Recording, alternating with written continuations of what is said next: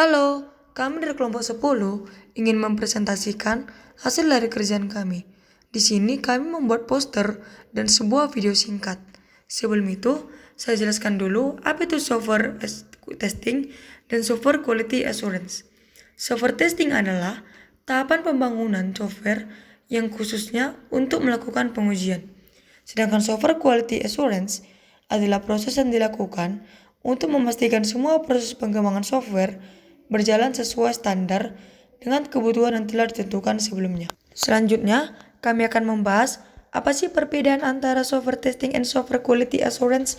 Perbedaan yang pertama, software testing melakukan pengujian perangkat lunak untuk menemukan bug dan kesalahan fungsional. Sedangkan software quality assurance memastikan standar kualitas terpenuhi dalam seluruh siklus hidup pengembangan perangkat lunak. Perbedaan yang kedua, software testing dilakukan pada tahap-tahap tertentu selama siklus pengembangan. Sedangkan software quality assurance dilakukan sejak perencanaan hingga pemeliharaan perangkat lunak. Perbedaan yang ketiga, software testing berfokus pada pengujian teknis untuk menemukan masalah yang spesifik. Sedangkan software quality assurance berfokus pada pengawasan proses pengembangan secara keseluruhan dan penegakan standar kualitas. Perbedaan yang keempat, software testing berfokus pada pengujian fungsi-fungsi perangkat lunak secara detail. Sedangkan software quality assurance cakupannya itu melibatkan strategi, perencanaan, dan pemantauan proses secara menyeluruh. Nah, di sini kami sudah membuat video singkat untuk memberitahu teman-teman lebih dalam apa sih itu software testing dan software quality assurance. Disimak ya videonya. Hai, aku Renaldi KPA dengan NIM 12S22010. Aku berperan sebagai dosen dan juga software quality assurance. Halo, perkenalkan nama saya Brenda Simamoga dengan NIM 12S2030. Nama gue Yana Tanggang dengan NIM 12S22050. Di sini kami berperan sebagai asdos alias software testing. Hai, aku Gracia Tuba dengan NIM 12S22040. Hai, aku Beatrice Indonesia dengan NIM 12S2220 Kami berdua di sini sebagai mahasiswa alias user.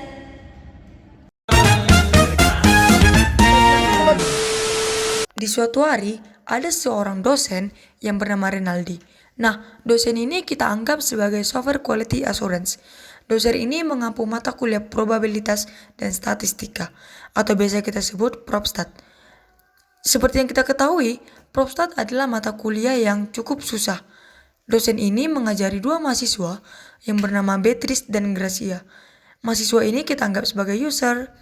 Nah, setelah pembahasan yang dari awal sampai yang terakhir, kita mendapat sebuah kesimpulan bahwasanya saat biaya iklan bertambah $1, maka penjualan bertambah sebanyak 0,7. Saat B iklan 0, maka penjualannya adalah minus 0,1. Untuk adik-adik sekalian, sampai sini ada nggak paham? Pak, izin bertanya Pak. Itu kan Pak ada sigma x y. Sigma x y itu Pak ada di mana Pak? Oh, jadi Beatrice nggak paham pas ini ya, sigma isi ya? Iya Pak, itu aku masih kurang paham. Oh, sigma itu kan penjumlahan tiap indeks. X itu ini datanya. Jadi kita tinggal menjumlahkan X ini dari baris pertama sampai yang terakhir. Jumlahnya 37. Berapa kan? Nah, saya kira cukup sampai ini pelajaran pada hari ini. Kalau ada yang kurang paham, bisa eksplor sendiri atau nanti nanya asisten dosen. Untuk itu saya ucapkan terima kasih ya sudah mengikuti kelas. Nah, seperti yang saya bilang tadi, ProbStat adalah mata kuliah yang susah. Ini aja buktinya Beatrice dan Gracia kebingungan kan? Udah paham belum ya yang itu? Belum, aku masih gak paham loh itu. Gimana ya? Atau enggak kita kayak asisten dosennya nggak sih? Kan nanti kita ada kelas kosong, terus kelas kosong itu setelahnya ada jadwal praktikum. Gimana kalau kita nanti? Kita tanya aja ya begitu. Oke. Saat ini, Beatrice dan Gracia merasa kebingungan atas materi yang disampaikan tadi. Padahal kan sebentar lagi akan UAS. Namun, Gracia dan Beatrice mengingat bahwa mereka memiliki asisten dosen. Nah, asisten dosen ini berperan sebagai software testing. Kita langsung tanya kakak itu aja deh. Iya, aku udah pusing. Oh itu kakak itu. Kak, Ya, gini kak, tadi kan kalian langsung matkul kak. Terus kami ada yang nggak ngerti tentang sigma itu, katanya digunakan. Maksudnya gimana ini bagaimana ya? Sigma XY ini ya. Ya kak. Kalian tuh nggak dapat XY ini dari mana? Dari apa ini ya? Jadi kan di sini udah ada kan tabel X sama tabel Y. Nah, XY itu berarti perkalian antara X dan Y. Kayak gini. 1 dikali Y-nya 2, berarti hasilnya 2. 2 dikali 4 hasilnya 8. Nah, sigma itu artinya penjumlahan. Jadi hasil kalinya yang tadi itu, hasil kalinya itu yang jadi XY disigmakan, dijumlahkan semuanya, totalnya inilah jadi totalnya 37. Jadi dengan adanya sigma itu artinya menjumlahkan semua hasil yang tadi kita dapat itu. Oh, jadi semuanya tuh dijumlahkan ya, Kak? Iya. Kalau ada tanda sigma berarti tuh harus menjumlahkan. Oh, berarti kan udah paham ya, Kak? Makasih ya, Kak. Iya, sama. Kalau misalnya masih bingung tanya aja lagi kakak ya atau Oke abangnya. kak, Makasih ya, Kak. kasih Dadah. dadah. Nah, sekarang sepertinya Gracia dan Beatrice udah mampu ya dalam materi itu. Akhirnya udah paham kita kan, Ya kan, masa ujian juga, kan kita harus pelajaran ulang-ulangnya. Iya, tapi kayaknya kita udah bisa lah gara-gara rekaman belum tadi kan. Ya kalau apa nanti kita main aja. Iya. Hari yang dinanti-nanti pun tiba. Ujian dimulai. Sesuai yang ada pada jadwal, hari ini kita kan ujian. Nah, ujian kali ini saya harap anak-anak sekalian semuanya jujur ya menjawabnya, jangan ada yang contek. Nah, ujiannya mudah-mudah kok, santai ya. Nah, coba Beatrice agak digeser dikit.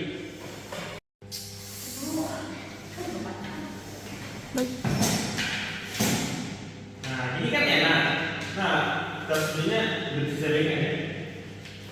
Beatrice, ini dulu kerja. Ujian selesai, kertas dibagikan dan dibacakan di depan kelas. Oke, nilai ujian yang kemarin Bapak udah periksa ya. Nilai kalian bagus-bagus banget, serius. Nilai kalian ini melebihi ekspektasi Bapak pas di kelas. Beda sama kelas sekolah. Kelas sekolah aneh banget. Tapi kalian bisa dapat Beatrice 96, Gracia dapat 98 nih. Keren banget. Nih, Beatrice. Kasih ya Pak, kami kok belajar sama sis. Oh, belajar Mas Dos. Iya. Oh, Gimana banget dari dia? Belajar tuh sampai betul-betul bisa, Pak. berarti kita jauhin belajar ya. Bagus. Seperti yang kita lihat, Gracia dan Beatrice pun berhasil dalam ujiannya. Mungkin itu karena mereka tutor kepada Asdos ya. Nah, dari video tadi kita bisa menyimpulkan dan mencari jawaban untuk nomor 1 yang dimana pertanyaan itu apakah perbedaan ST dengan SQA.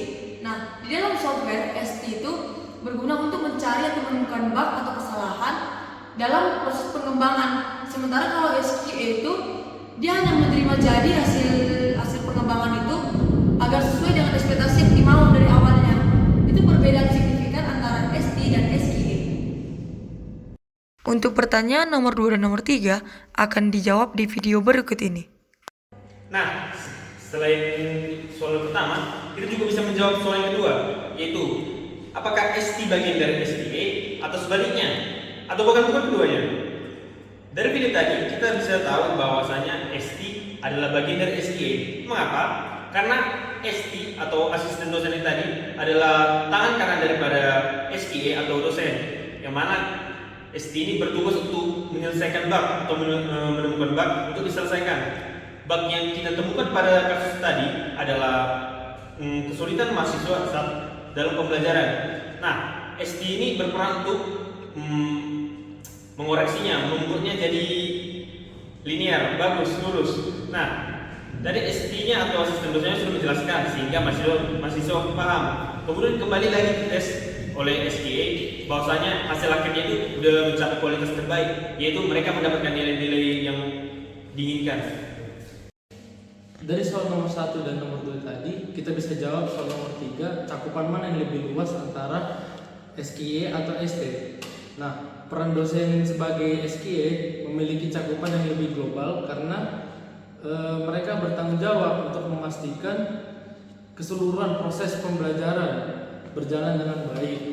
Dan juga sementara si asisten dosen ini atau ST ini lebih berfokus kepada pengujian spesifik terhadap materi. Hai, sekian dari kelompok kami mengucapkan terima kasih. Terima kasih.